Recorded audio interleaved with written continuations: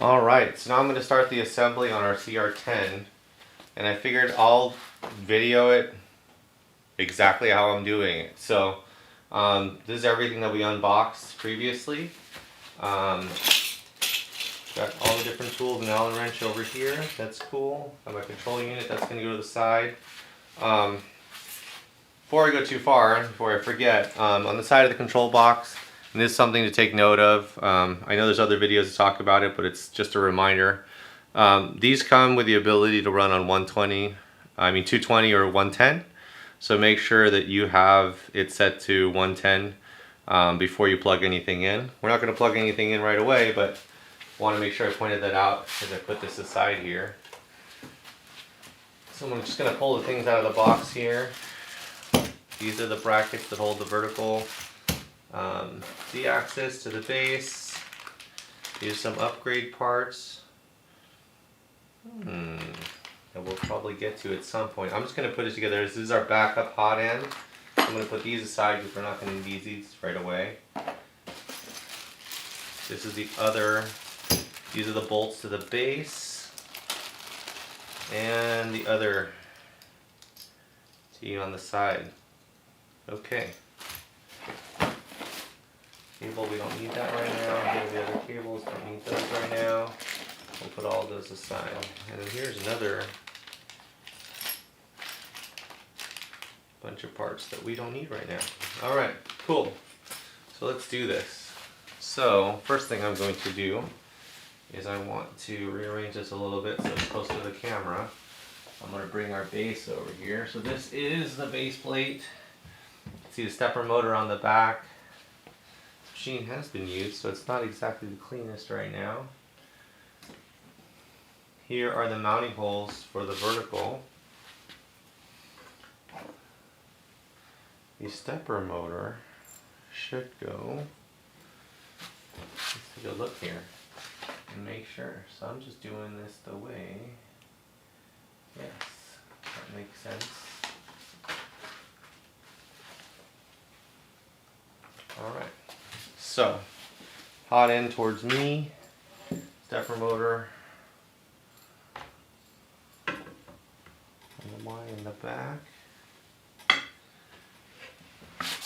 So there's two bolts on each side that go on the underside of these. So I'm going to go ahead and put those in first. So saw them a second ago. These are Allens with a little lock washer on them. Place that through. See if I can get it lined up. Just feel it. Put it in gently. These are aluminum extrusions, so you want to make sure that you're careful. If you have any resistance whatsoever, then you are probably going to cross thread it, and that would be a bummer. So let's try not to do that. So I'm going to put all of the screws in here for this assembly, machine screws I should say. These are socket head cap screws, I think is what they're called. If I remember correctly, what they're literally called. So I'm going to put those two in just loosely, just hand tight. And the reason you want to do them hand tight until you get everything in, you don't want to create any sort of binding. If you tighten one side and it's not fully aligned, then it's just going to fight. So good rule of thumb when you're doing assembly of multiple components that are interconnected, in my experience, and is recommended by a lot of people and the way that I was taught, is to get it close, so this way you can still dial everything in. Alright, so I've got those in. Should be an Allen wrench here that's the appropriate size. Now that I'm looking at it, the next thing that I have to do is, let's look at some instructions. That's always good. So that's the plate with a T-block, and then the other side has Z limit switch. The Z limit switch is going on this side where everything is. Alright. So this is the side with the Z limit switch. So when the Z comes down, it's just going to tap this, and that'll let it know that to stop. That's going to be the 0 for that. So these side plates here,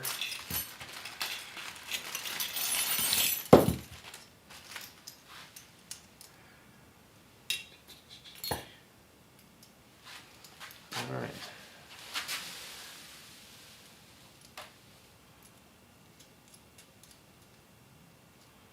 See if these will spin in, huh? So these should align into the extrusion.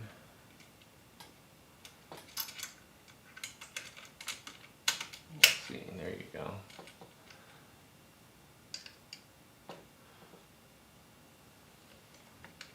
We'll see if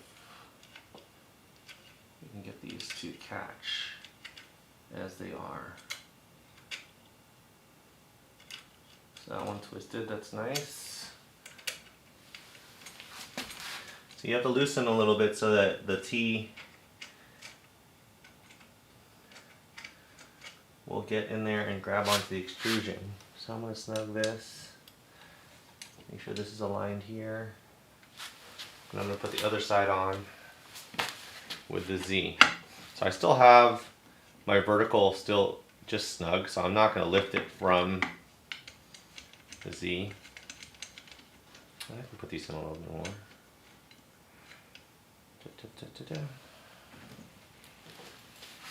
Spin it around. Getting in front of the camera, huh? Let's get this in here.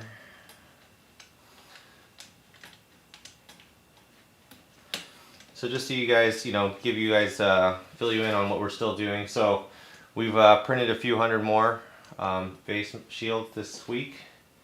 We've been in the process of delivering them.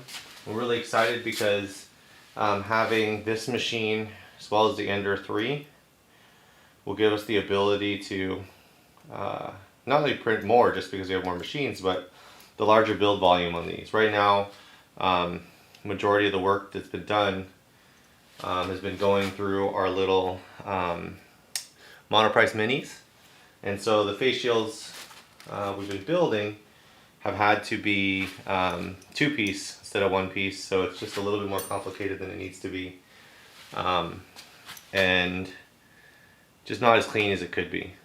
It works, and we're doing what we can to help, but it'll be nice to be able to use these larger machines. This will also give us the ability to work on some of the other experiments that we've been messing with. We want to do more prototyping of masks, and so hopefully we can get a production mask out there, and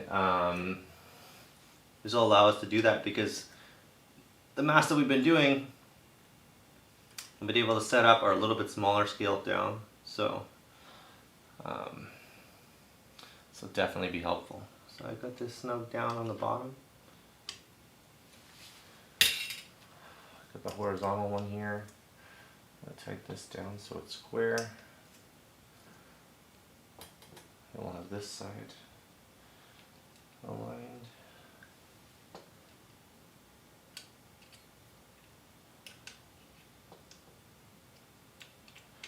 Get this one tightened up. So these are snug. Give them a decent torque so that they're tight, but we're not going to crank down on these. There's no need for that. Definitely we'll run the machine for a while and we'll double check and make sure that these things don't come loose over time. I did watch a couple other assembly videos, and common tips and just common sense is to make sure, double check all of the fittings, make sure that everything's tight.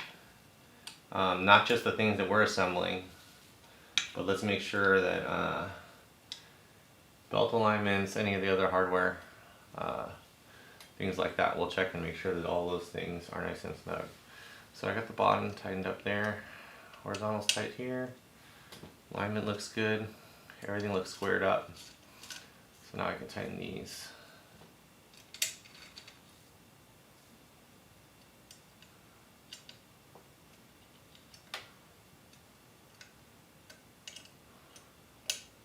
Alright, so there you go. Now we've got your Z connected, our X and Y. This seems nice. I'm just going to check these. Make sure nothing feels loose here. Everything looks good. Belt tension looks good.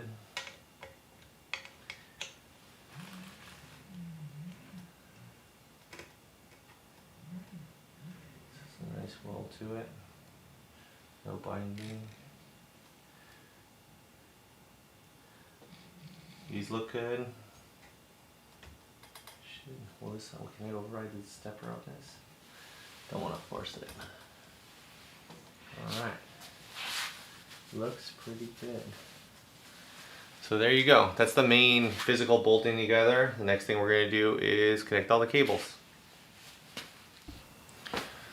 Alright. So we have the CR-10 fully assembled. Now it's time to connect all the harnesses. Couple things to note. So I'm going to go through, these harnesses don't appear to be labeled. As I said, I got this used, but we'll see, we'll figure all these things out. I did just turn the stepper to raise the Z axis just so I could see underneath it. Everything looks really good and looks really clean.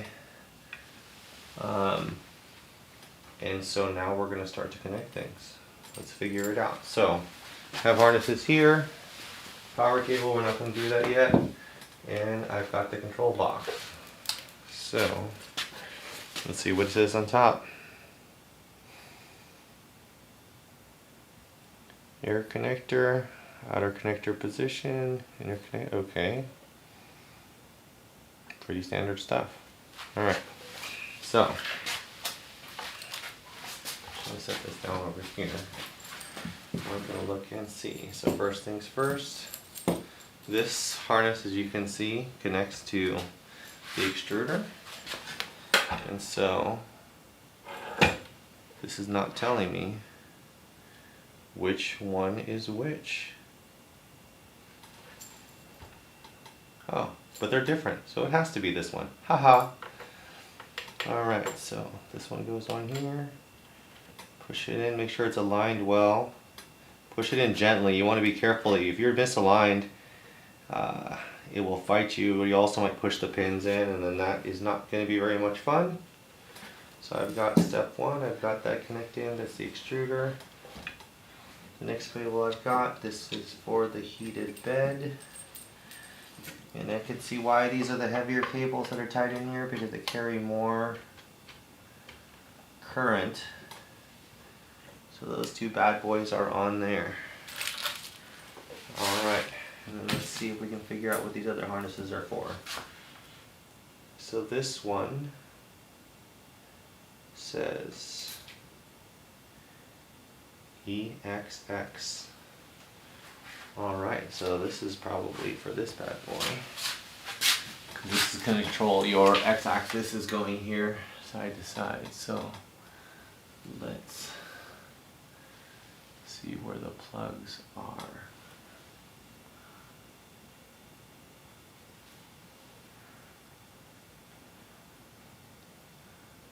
So X, E, and X.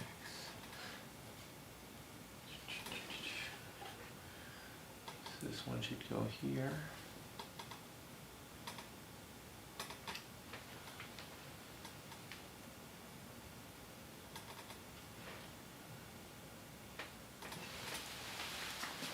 These will be your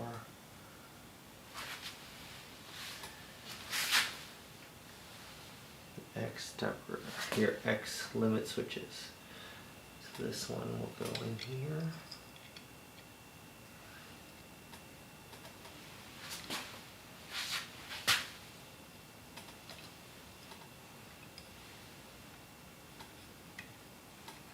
Ooh, I don't like the way that one feels.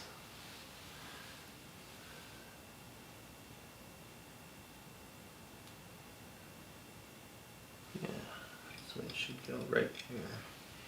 I guess I could remove this cover, get it a little easier, but yeah, that went in nice. Here I have the X limit switch connector, which is distinct, so you can't really mix it up, but we know this is the X. And then this is marked for X. It's a larger 2, 4, 6 pin connector. So this is actually going to go to the stepper motor right here. Stick this bad boy in. Again, be careful when you put these in. Just be gentle. Don't force it. It should slip right on and just snap into place. It's not going to make a loud snapping sound, but you'll feel that it has a positive engagement. This is letter E for the extruder. So we're going to stick this on here. This is the drive motor. So the filament will feed through here, go through the tube, end up in the actual hot end, extruder end. In the back here I've got the Y-axis. One goes to the stepper motor, the other one goes to the limit switch. And then this last harness we have here is going to be this one's marked Z. There's actually an extension cable to make it a little longer because it has to travel farther. And so this one goes to the motor, this one goes to the Z switch. So down here, this is our Z axis that goes up and down. There's actually a stepper connected to a ball screw over here. So this one, the larger one, goes to the motor itself. That goes on nicely. And then the shorter one is going to go over here to the limit switch. So this one is a little odd. Let's see if I can move the plate, give myself a little bit more room to stick my hand in here. Probably if I did this over again, I would have connected this before I put it on. If I have trouble getting my fat fingers in here, I may get a pair of pliers to help me out here. So let's stick that in there.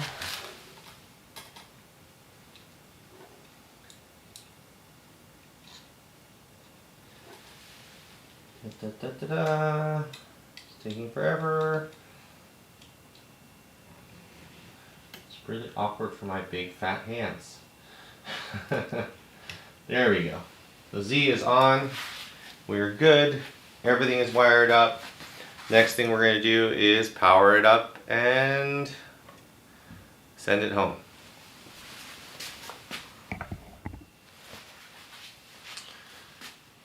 All right, we have the machine all set up. All the wiring's connected. I double checked it.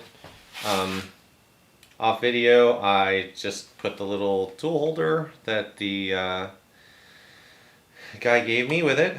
It's kind of cool. All the little pieces go on there. I'm sure it came off a Thingiverse or something. So now I'm going to power it up and go home. Before I do that, I'm just going to put the spool holder on here. It just goes on the top. Looks like I can stick it on. Oops. This way. I'm sure at some point probably upgrade this. Looks like it probably works just fine, but I can figure it out as we go. I think something of note, and I haven't looked it up, but it's pretty interesting how the way that the filament is going to feed through the extruder right here. You can't see it there, but we'll get a close-up of it later. Is it's right next to the ball screw. So that's kind of mind-blowing. But one of the things you want to make sure you do is, obviously the harnesses are just kind of sitting out here and the machine moves, right? So just run it through. I'm going to see, I did this earlier, but I'm going to go ahead and put it through. Y-axis run through end to end. And I'm just going to make sure that my harness is not binding in any way. in that it's not going to get pulled or stretched. The other thing I've got is on the main thing is on the Z-axis going up. This harness is right here. So if it's tangled up or held down, like even this, I just placed the power cord over the top. It could restrict the travel of that harness as it goes upwards. So I'm just going to go ahead and manually rotate this ball screw all the way up. It's also just a good idea so you can see and make sure that the mechanism isn't binding. It's rolling nicely. I could help it a little bit here. This is a pretty good sized printer, huh? So far so good. One thing that's really cool, and I was like, why do I have all these harnesses? They're not labeled. Is included with this. The gentleman that had this previously had it in a box and kind of had the control unit separated. It's actually included extension cable, so I can move this control unit a little bit further away and actually make an enclosure if I wanted to, which we might end up doing at some point. But for now, looks like we're good physically. Let's go ahead and plug this into our power strip surge protector. Turn the power on. Let's see what happens. Creality 3D starting up. See all the blah blah blah blah blahs. I've never used this machine before, so let's see what happens. Just click it. Info screen, prepare, control, print from SD. So let's see what prepare does. Let's auto home. And before I do that, one thing that I recommend for all people to do is make sure that your adjustment screws aren't all the way up. So this way when it comes down, and you got to keep an eye on it, that it doesn't immediately drive the nozzle right into the plate. Because I've seen that happen before. So you never know how these things are set ahead of time, especially if you weren't the one who set it up. You don't know if things have changed in the way that it's operating. So it's better to be safe than sorry. And to that end, because this does have a glass plate on top, I'm just going to go ahead and take the glass plate off. Should this thing go haywire and I don't stop it in time, I don't want the nozzle driving itself into our little glass plate here and shattering it. So I'm going to take it off. It needs to be cleaned anyways. So there you go. Thing's pretty dirty.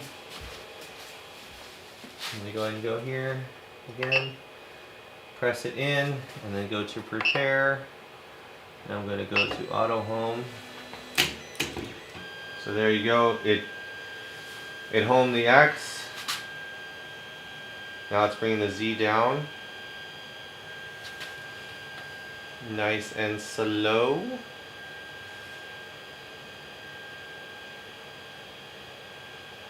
So this particular modder doesn't have an auto leveling feature. So we'll go through the manual leveling process. All these types of 3D printers are pretty much the same. So when I show you how we do it on the little monoprice printers, this printer, any of the manual printers is basically the same. And even with the auto leveling feature, depending on the machine, you may need to do a little bit of fine tuning manually.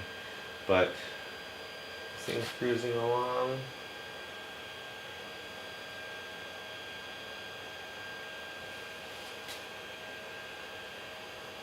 Just looking at the chassis as it rolls down.